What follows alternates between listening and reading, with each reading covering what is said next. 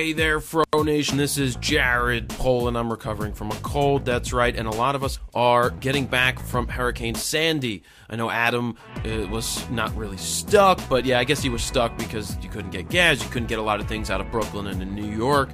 Here in PA, where I'm at, a lot of houses were without power for 2, 3, 4 days. I luckily didn't have power go out for terribly too long, really 60 seconds, and then it came back on. We were very, very lucky this time around, but because of all of those factors and all of that stuff, we weren't able to make an actual podcast this week. But the good news is, many months ago, maybe about 6 months ago, Adam and I sat down with the idea of doing a weekly type podcast, and I actually pulled this one out of the archives. We recorded 3 back in the day, and they were different, a little different than what we were doing more recently, and I really want to get back to interviewing more people, but that's been made a little bit more difficult with Photo Plus and going around and having a lot of other work to do. I will try to get back to the other style, especially being at home. It's not as easy to invite people over to get into the podcast, like in the city where they came over to my house. We recorded the podcast. We had Leora come in. We had Richie come in. But I want to get back to that, and I definitely want to bring you more.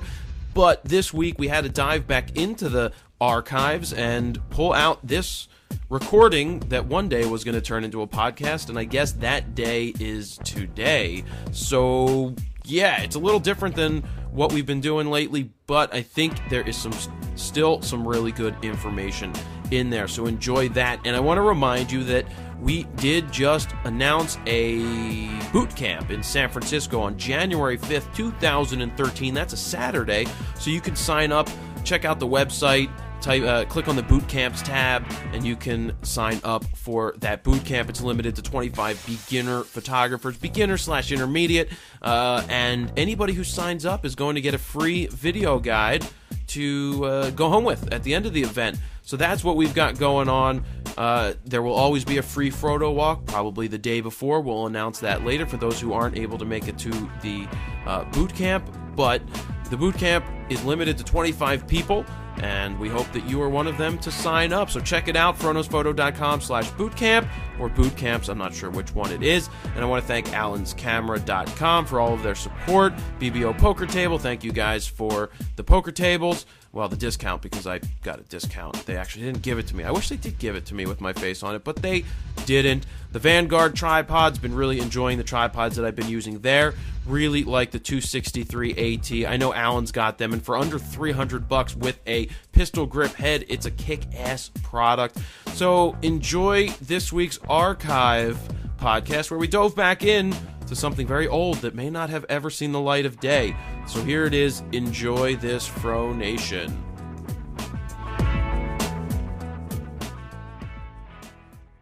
Jared Polin, FroKnowsPhoto.com, and I'm here with Adam Lerner, and he thought it would be a good idea to talk about, well, why don't you tell everybody what we're going to talk about, Ad? I think I'd just like to talk a little bit about criterion for taking a job, and a photo job, that is, and also thinking about how to develop pricing for taking a job, because there's so many factors involved, particularly when people are trying to oftentimes get work for cheap or free. So we're trying to figure out, when do you take that free job? When do you take that low-paying job? When do you take the high-paying job? When do you take the job that you really don't want to take, or you have that gut feeling that it isn't a good thing? And I'll just say this is the format that we're doing here is probably going to be a little similar to what we're going to do when it comes to launching the podcast, which Adam and I are going to be co-hosting. But yeah, that's coming at some point when we start making those, and when we think it's going to be a lot of fun. But this is a question that a lot of people have, and I know that I've been faced with it recently, and Adam's been faced with it recently as well. And it's, when do you take that job? Is it worth your time? So let's look at what criteria fits into should we take a job. One, what's it paying? Sure. I mean, I think to even break it down more simply, I try to look at criteria in 3 broad categories. Number 1, creative control. Am I going to have creative control on the shoot? Meaning, am I going to be able to, use some of what I feel is my vision to execute the shoot? or am I going to be completely, shooting under somebody else's creative vision and having very little input of my own? So creative control, I think, is a pretty important thing. 2, is this the kind of thing that I can use for my portfolio? In other words, is this shoot going to be something that I'm going to feel so good about that I'm going to want to share it with people, that I'm going to want to put it in my portfolio, put it on my website, and talk about it? Or is it going to be the kind of shoot where I know right off the bat that this is one of those things where it's like, it's just a job, I'm going to deliver the images to the client, and we don't really need to look at it again? Or is the terms and conditions so strict with this job that even if I think it's some of the best work I've ever done, the client completely buys the rights out to it, and I've got absolutely no chance of delivering these or sharing these images with the outside world? And the third criterion is money. Is this job, are the finances of this job, so good that I can't turn it down? Meaning, like, even though maybe I don't have as much creative control as I want and the client is buying the rights, the money is very good, and I know that, hey, I'm a photographer to make a living. Or is it one of those kind of jobs where the money isn't great, but I do have really nice creative control, and I'm going to really get some great book work out of it? And there's so many iterations of this. So basically, I look at it as like kind of like the triangle. The creative control, artistic vision, the ability to be able to utilize the work and share the work and put it in my book and put it in my portfolio, and 3, monetary. And I'll take it a step further. Okay, great. One step further is, are you going to meet certain people on this photo shoot? Oh, so 100%. Let me do that one. And it's just, sometimes a job comes along where it's hey, you get a phone call last minute, and you know that these people know a lot of people, and you know that there's going to be a lot of good people at this shoot, and they go, listen, I don't have a lot to spend. What could you do for me? What could we do? I just need the shots, and if they don't give me crap like, oh, it's going to be a great portfolio builder, if people start coming to you with, it's going to be a great portfolio builder, then that's kind of a predecessor to, hey, we don't have a lot of money, we don't want to pay you, and we're probably never going to pay you. But you have to look at these jobs as, is this something that you will continue doing? Are you doing a favor for somebody early on, and then they're going to take care of you as we go forward? And that's something that you have to determine for yourself. And there's no like right or wrong answer here. And like recently I was faced with this where I had to go to LA. I had to break it down and go, is it worth spending 5 days in LA versus getting the work done, moving into my place, getting the work done that I needed to catch up on? Or was it better to take the job at a discounted price because I was going to meet some really good people when I was out there? And it turns out that people that were speaking at this event one of the guys runs one of the largest photo websites in the world, who I finally got to meet. We've only talked online, and we just hung out, and it just felt like we've known each other for a long time because we were on the same level. That's one thing. And then another was, I met another client that was going to be there, and we've ended up solidifying different deals for me to do different things for them just because I took this job at a discount. Well, one, I'm getting paid to go out there. They're taking care of certain things, and I'm meeting people and furthering my business. Absolutely. And, that kind of thing happens to me often. I shoot a lot for this kind of, menswear, the smaller menswear designer who's, building his brand. He's in the kind of early stages of building his brand. Now, I have tremendous creative control, which is great. He's also very creative, so we do a lot of collaborating, which is also a lot of fun because we end up with something that's probably better than either of us could have realized on our own. The pay is good, but it's not like huge pay, but I know that I'm working with him towards something a lot bigger, and that, I'm going to be taken along for the ride, or as long as, as far as I know, and that's what, we've agreed to. Along the way, other opportunities have come about, and just recently I was faced with one where I was offered to do, some vendor portraits of small shop owners in Soho in New York City, and it was another one of those opportunities where I took a meeting with some guy, and he laid it out for me, and it's another one of these things where, here it is. He said, here's his budget. I told him I could do it for this. We met somewhere in the middle.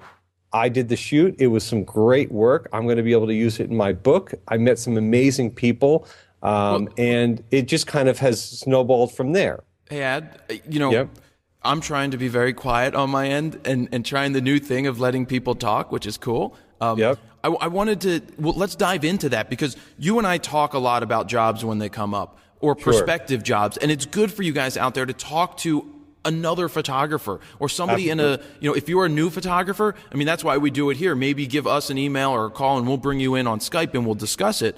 Is the job worth it? Are they paying you enough? Are they not paying enough? And things like that. And Adam and I bounce ideas off of each other and how to phrase things and how to ask for more money, or when is the right time to take the gig. And when Adam explained to me what this gig was about, these vendor portraits, I mean, I just thought of a few things now that we didn't think of before. But when somebody lays out a budget for you and they're upfront and they're honest and they, that means they're ready to spend money. They're letting you know what they have to spend, and it's your job to then go, all right, this is what I could do for that. And if they're asking for too much, then you break it down a little bit and go, hey, listen, I really want to do this for you. It sounds like a lot of fun. Though, I normally would charge a little bit more for X, Y, and Z, but this time I may just throw it in. Or you could say, instead of giving you the rights to the images, what I can do is give you online usage. And if you would like to use them in the future for print or advertising or things like that, then we can discuss a fee for using them then. But you know what you said? These are 6 vendors. These people are business owners that you're going to work for, right? Yep. And what is that? I mean, you walk into a nice restaurant to do a portrait for somebody who's paying you to go and do it.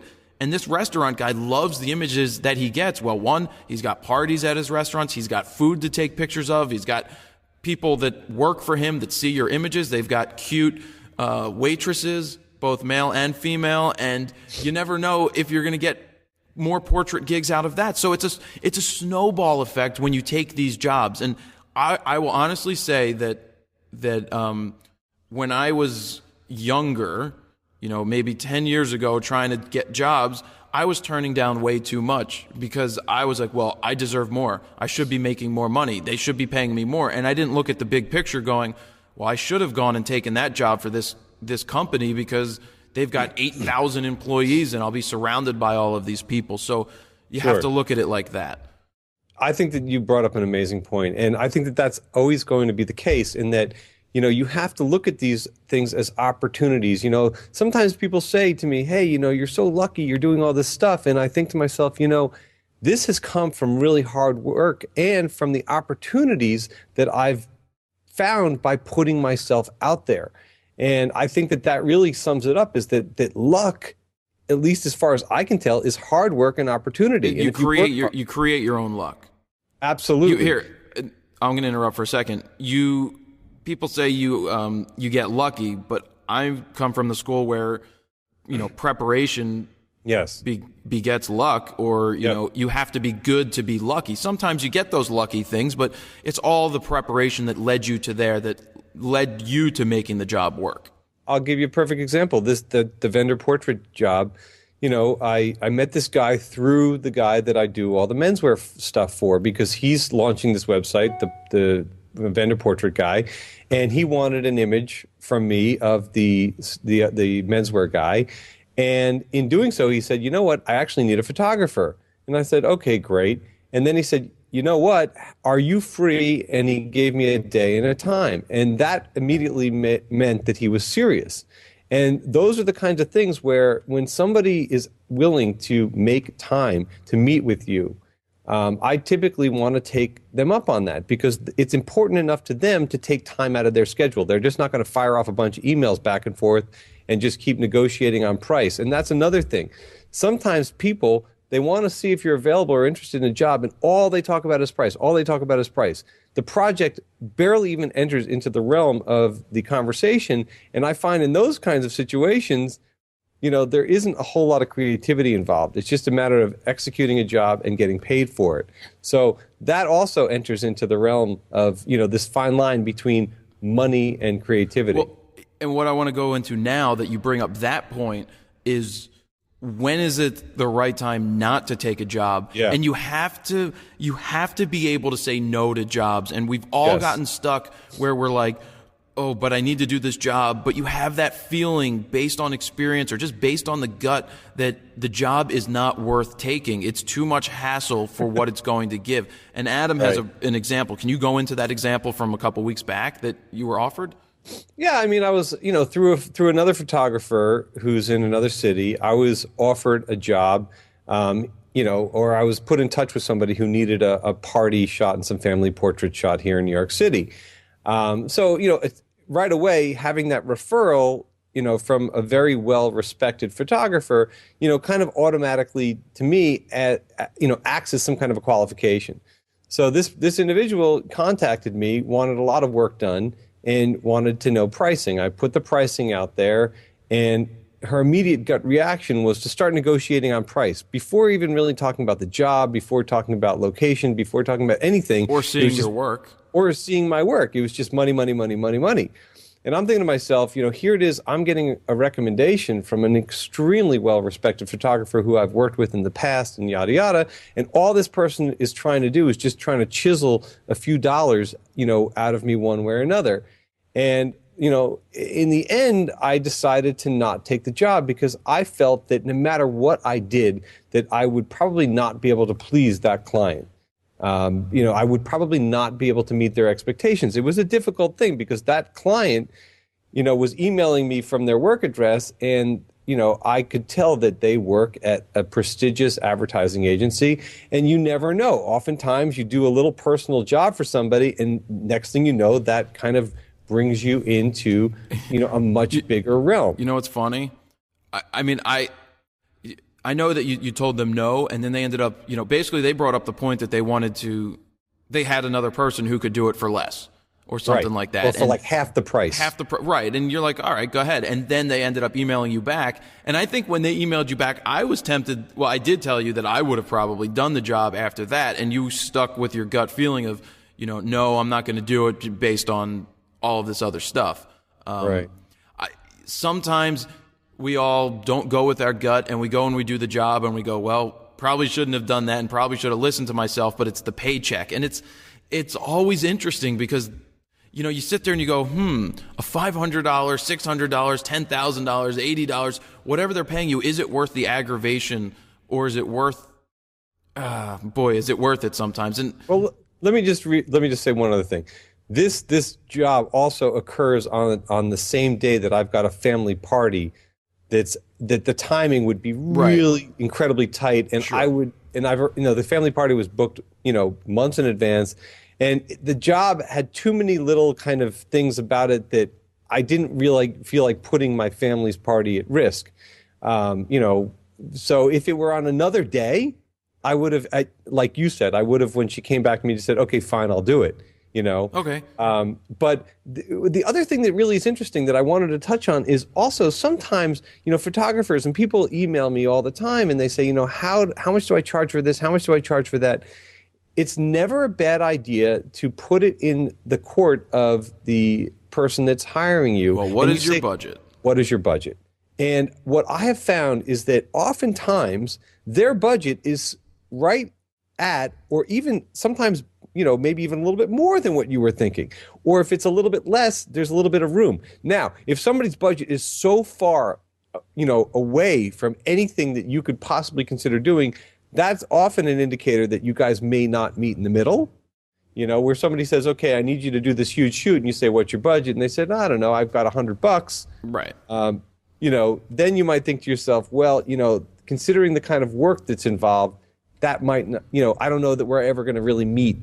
Right, but if somebody comes to you and is like, I've got $1,000 to spend, and you were thinking, well, normally I would charge $1,250, $1,300. Right. Is it a big deal? Do you rather make, $1,000 than make zero because you're scrambling for that $300? And do a great job. Oh my God, that brought up a point, Adam.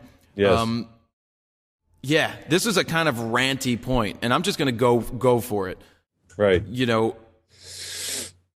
Sometimes we do jobs for nothing. Sometimes we do jobs for a little bit of pay. Sometimes we do jobs for $10,000. All right? I will tell you this. If I'm doing a job for free or for $10,000, I am doing the same job quality wise as I would do for either or. You do not take a job and say, well, it's $100, so I'm only going to give them $100 worth of quality, or it's $10,000. I'm going to do the best job ever. That's bullshit. You do the best job I'm not going to take a picture if I don't think it's going to be a really good picture. I don't just take pictures just to take pictures. And that's part of that whole motor driving thing. I don't motor drive just to motor drive. I take pictures because, the reason I carry around my big camera all the time and don't want to use say one of those Nikon J1s all the time is because I want to if I'm taking pictures, I want to capture the best picture possible the way that I want to do it. And I've been faced recently with people saying, well, I wasn't getting paid a lot, so my time I can't, edit the pictures better. I can't do this. And that's bullshit. You take a job, you do a great job with it, even if it's free, because free can turn into a hell of a lot of jobs in the future if you do an awesome job. And basically what happened is my job ended up looking extremely, extremely good next to this other person who basically, I saw those. Didn't want to do it. So what I'm saying there is, well, let's put it into context. When I was in a band, I remember, when we first met with this lawyer because we were going to have this entertainment lawyer, and all this stuff was happening for us many years ago. And we were talking about, he was saying okay, I like everything that you guys have done, but I need you guys to put together, some new material. I need a new demo. And we said, because he wanted to have more of a versatile palette to shop our work around, which is the same thing like photographers do. We need a palette. We need to have a lot different options. Anyway, so we were like, okay, we'll just record something in our rehearsal space. And he said, you know what? No, that doesn't work. He's like, go sketch it out. But when you guys go to execute and deliver this, you want to deliver something as if you're putting it on a record, as if this is the last record you're going to make of your life. You got to put everything into it, no matter what it is, because no matter what you deliver, that's always going to be a reflection on the quality of what you do. Now, granted, if you don't have a lot of money, you have to be creative, but you still want to deliver and produce the best possible product because it's always going to reflect on you.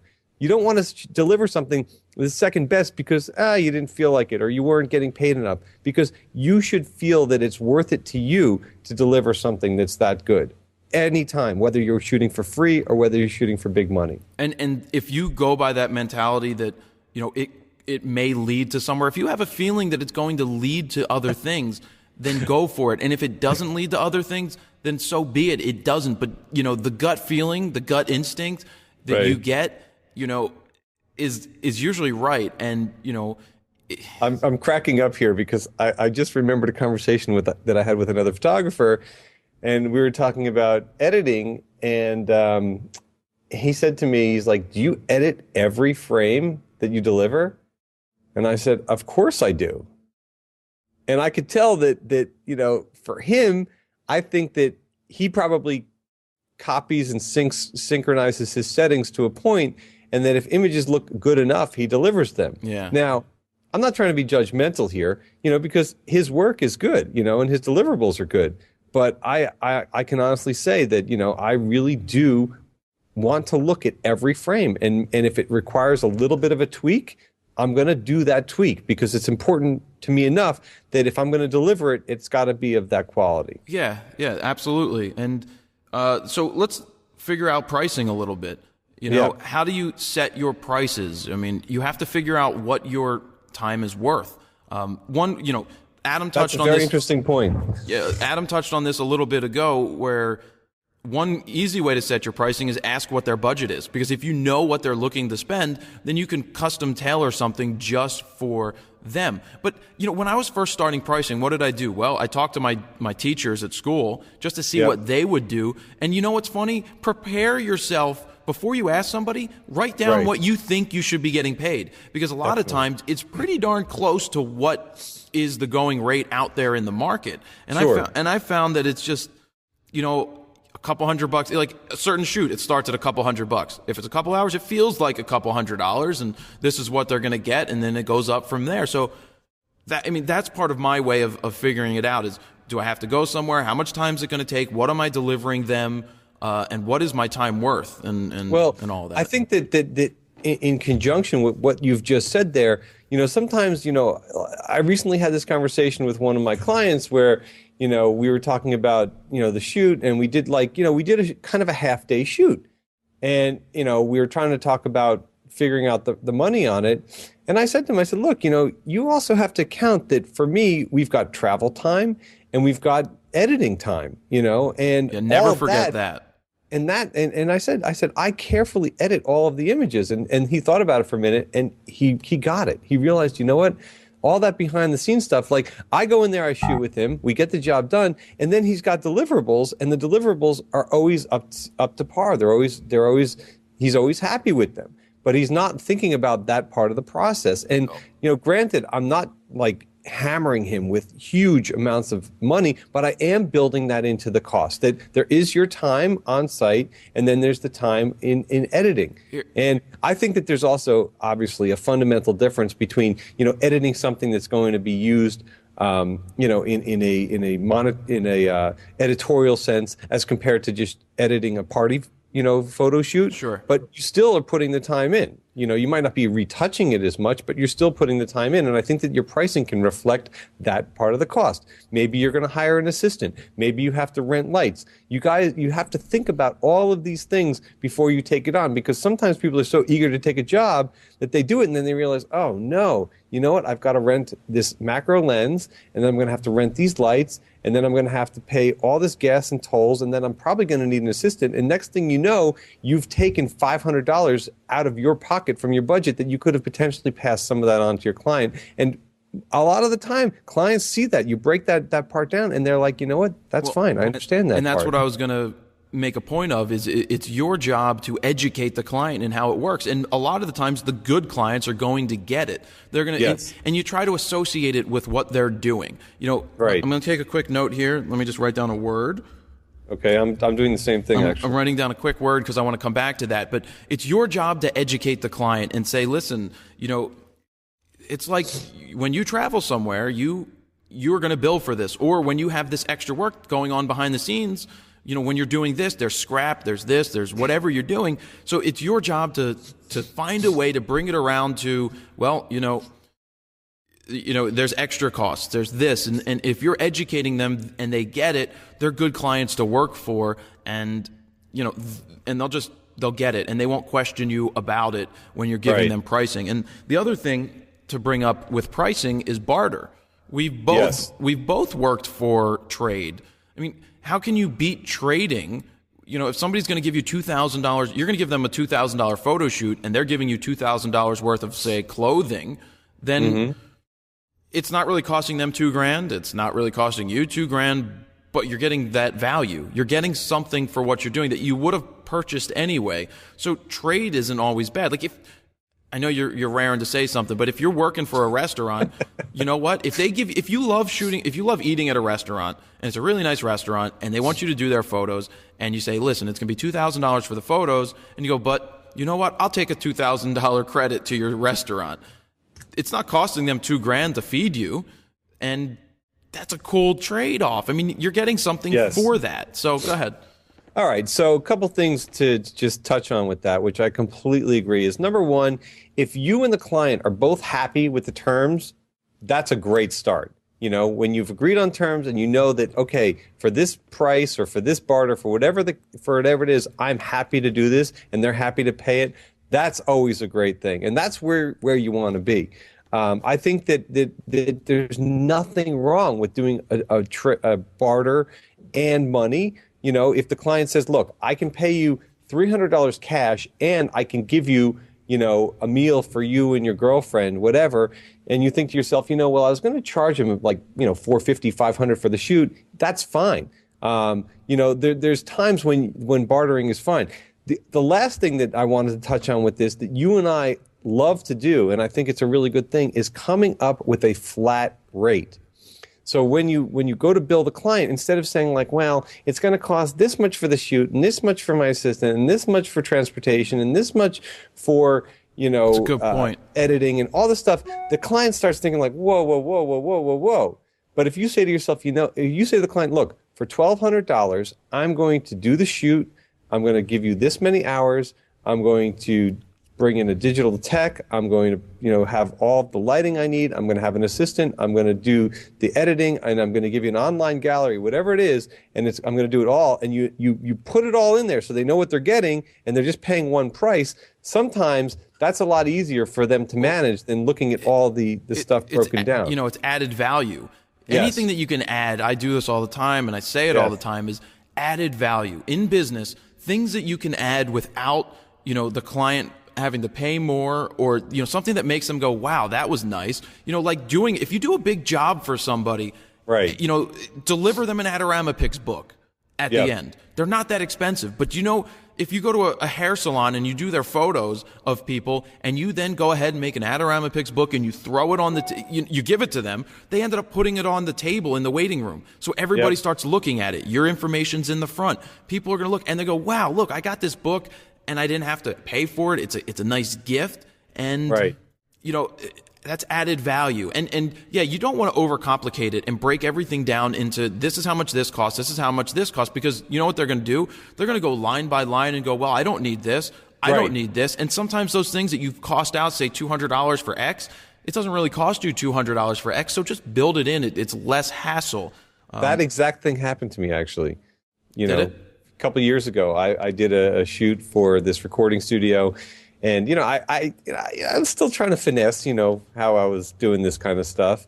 And I broke everything down, like, really meticulously. And they're like, well, we don't really need this and this, but, your price is fine. And what I realized is that had I basically just given them a flat rate and just kind of just listed what they were getting underneath it, they would have just signed off on it. Right. But they did read all the line items, and they did think to themselves, I don't really need that. And it made me think like, I don't really...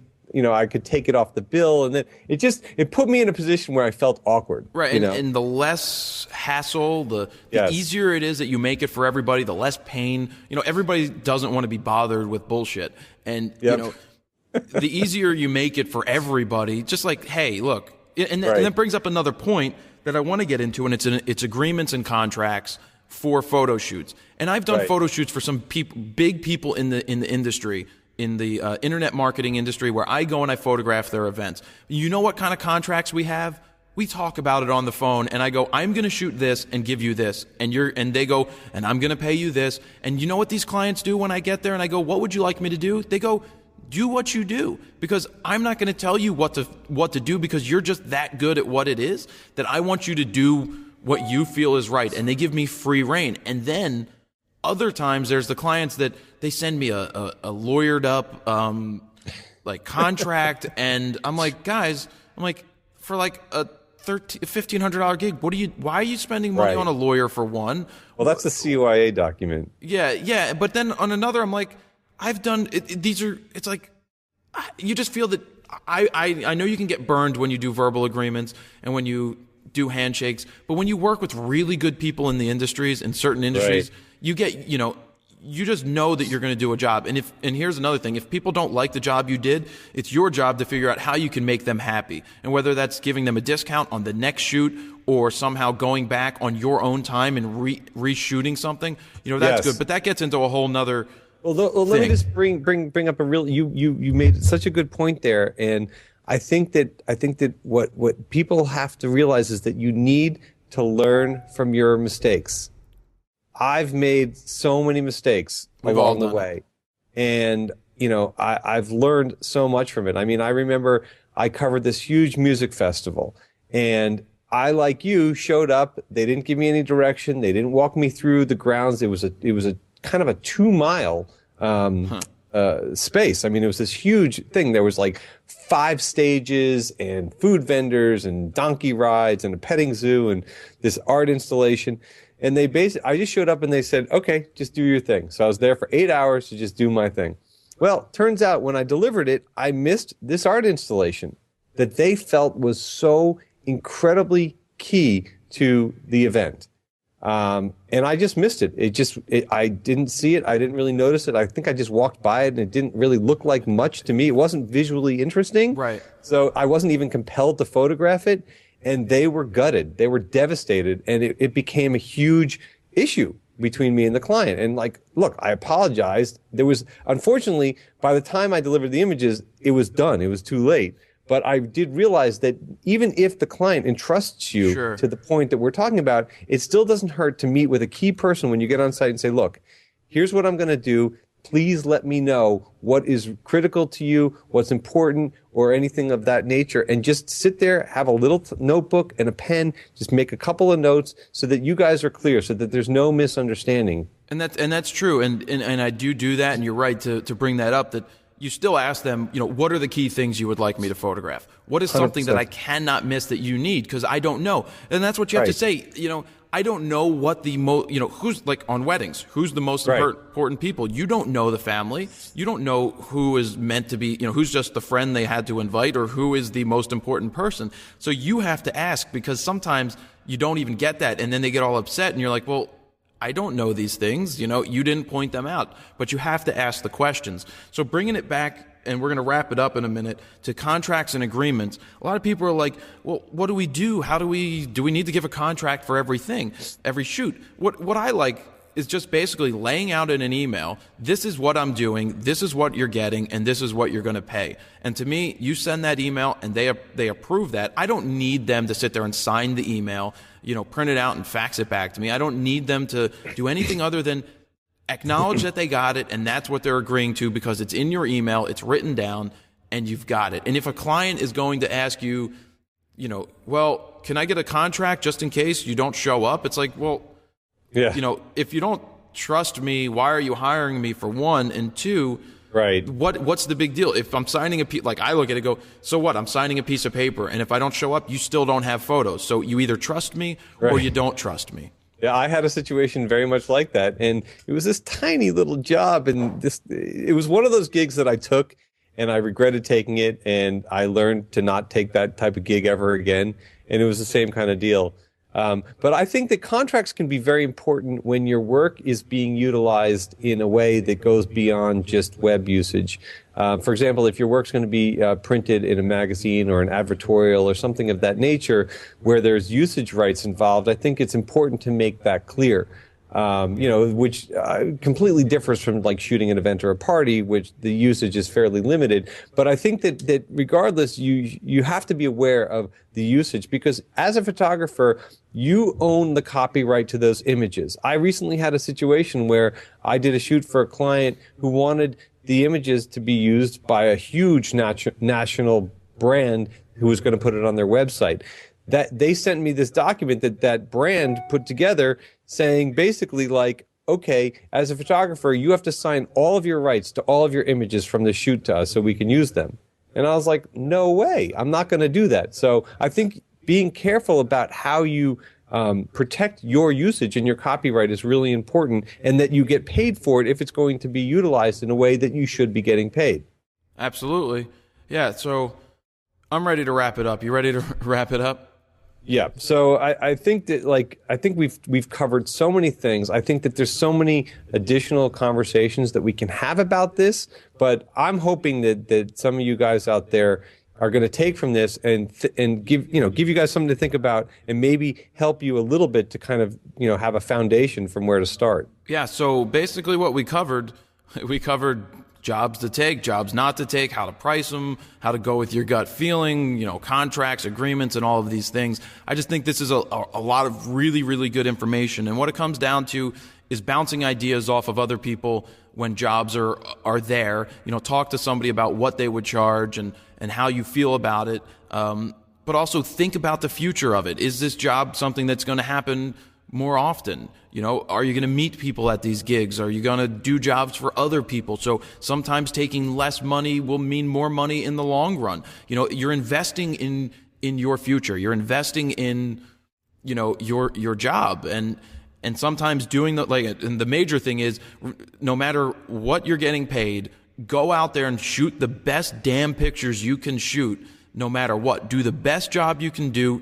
Don't sulk. Don't look angry. Don't be pissed off when you go and shoot because, well, I'm not getting paid enough to do this, because it comes down to you took the job. You made that choice to take the job. Now, sometimes you get to jobs and it's not what it was supposed to be. Oh, but man. You have happens all the time. Yeah, you have to work through that. You have to talk to the client, and you sometimes have to put your foot down and go, listen. Speak up. Yeah, you don't just let them go, oh, well, we need this shot, and that wasn't part of it. And don't wait until it's too late, until it's a problem. If you can identify a problem, you have to address it, whether it's in the correspondence that you're having with them or whether it's when you show up to the job. And the other thing that I just wanted to touch on really quickly that you said there is be careful of the expression that I like is the quick nickel versus the long dime. Be careful of doing the quick nickel jobs where you're just doing something because you know it's just going to turn a buck, but you're not thinking about the long term. So like Jared said, think about the long term. Think about the relationship that you're building. Think about the people that you might meet through doing this work. Think about all of those kinds of things. Don't be short-sighted when you're booking these jobs. You know, I'll say my favorite types of jobs are when somebody calls me and says, I have a photo shoot in an hour and I can give you $500. Would you like to do it? Sometimes you just go, yes. Yep. It's a gift. That job wasn't there 2 minutes ago. It's there now, and they're offering you $500. I'm going to make it work for $500. If they're just asking me to do what I'm going to do, $500, awesome, because it's a job that just showed up at your doorstep. And sometimes you just sit there and go, yeah, I'm going to go do it. And it's not always about the money, but it's about the money. You need to get paid in order to further yourself and get better gear and better equipment and just live. You have to survive. And if somebody offers you $500 to do a photo shoot, even if they offer you $250, $300, whatever, you know what? If it's short notice, I love those short notice gigs. If I am free and I can go do it. If I can go do it, I'm going to take it. I'm going to negotiate. If I need to negotiate a little bit, hey, $350, I'm going to have to travel a little bit. Can you squeeze out $400? And many times, you know what? Yes. And if you were thinking that it's $400 and it's $375, don't squabble over $25. No. Don't start making mountains out of molehills. Just go and do the damn job. Say thank you very much. Get your money, get paid, do a great job.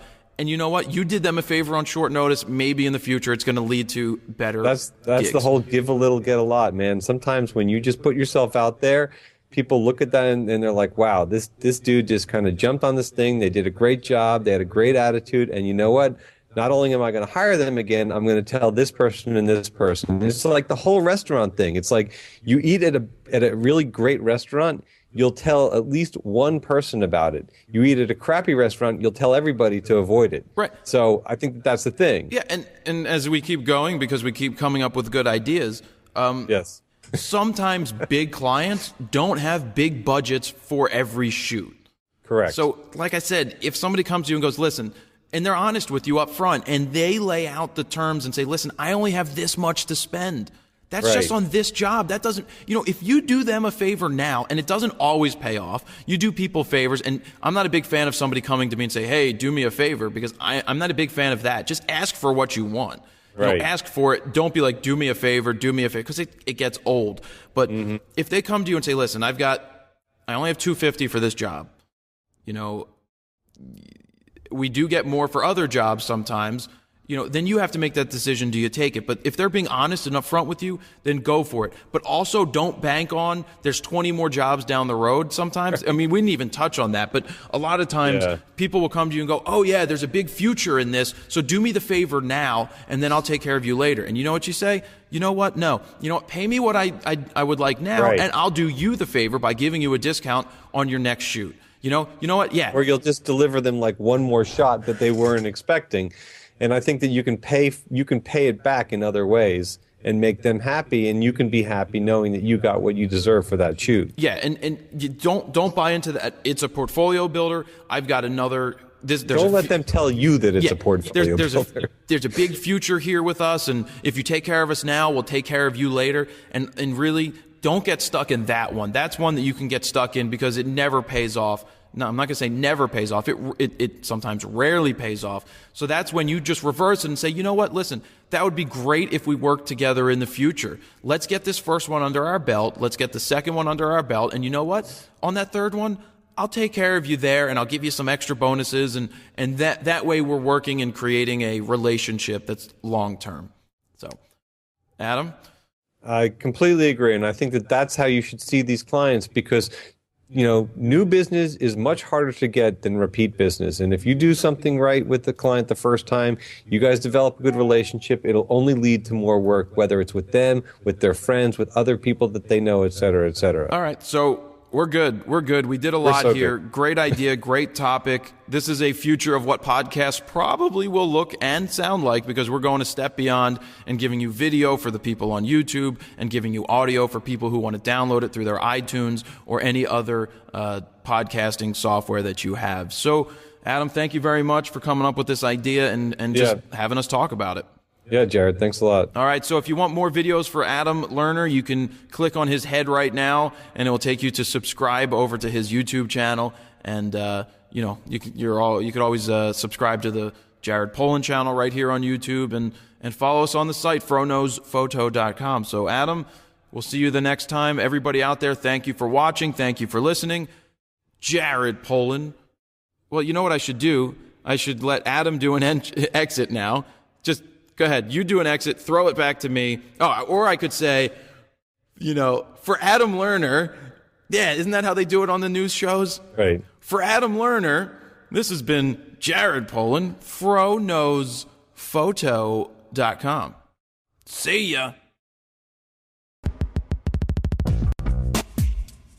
Thank you guys for listening to this week's podcast. Yes, we dove into the archives. It was something a little different, but we had to pull something out for you guys to listen to because we didn't want to leave you empty-handed with nothing to listen to other than static or older podcasts. So we hope to get back to a real deal podcast, a new updated one for next week. We will see how that all works out. I think this cold is going away pretty quick. And don't forget about the FroKnowsPhoto Beginner Guide. It is still there. Oh yeah, we gave away a Canon 6D is what the guy chose to take. His name was Mark Arnold. He was the winner. He was in Jersey. He still doesn't, he didn't have power. He may have power now, but hopefully, congratulations to him for winning. It's a really cool contest, a really cool prize, and we will be doing more prizes come the holidays. Golden Throw Pick season's coming around. Stay tuned to hear more about that in the future. But thank you guys for listening to this week's podcast. Big thanks to Allen's Camera, BBO Poker Table, Vanguard Tripod, and there you have it, Jared Polin, FroKnowsPhoto.com. See ya.